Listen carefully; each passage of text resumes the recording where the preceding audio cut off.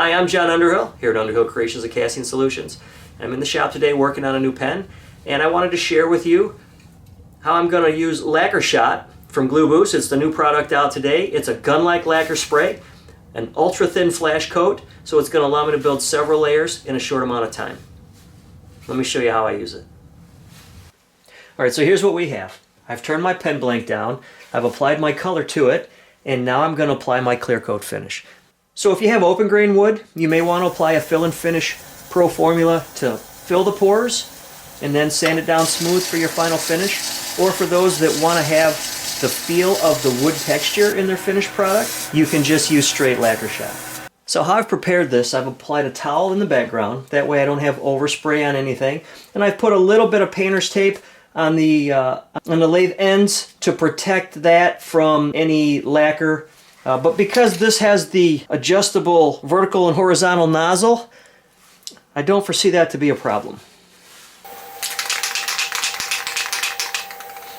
I have the lathe on about 900 RPMs.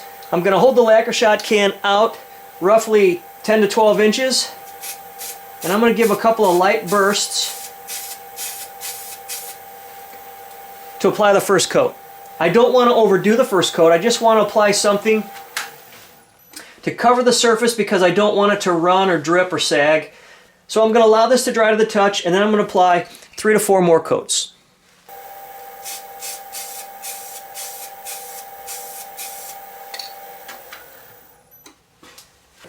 So there's a couple things I notice as I use this. Already, the first thing I notice when I use lacquer is the overwhelming odor.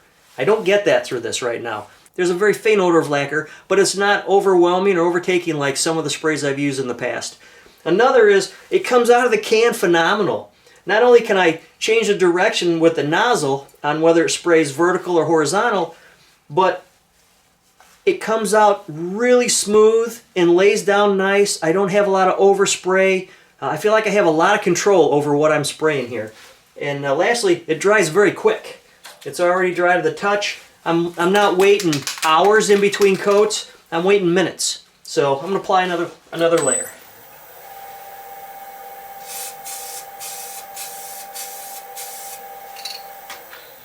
As you can see, there wasn't a lot of overspray there. Everything was directed pretty much right where I was aiming it. And the fact that I'm putting it on with the lathe on allows me to cover all of the area without having to spray, turn, spray, turn, spray, turn. I'm getting an even coat across the entire piece because the lathe's running. So let's let this dry and we'll move forward. Alright, so here's my results after 5 coats. And it took me less than a half hour to put all 5 coats on, but you can see the shine line across it, so I've got a really nice, even, level finish.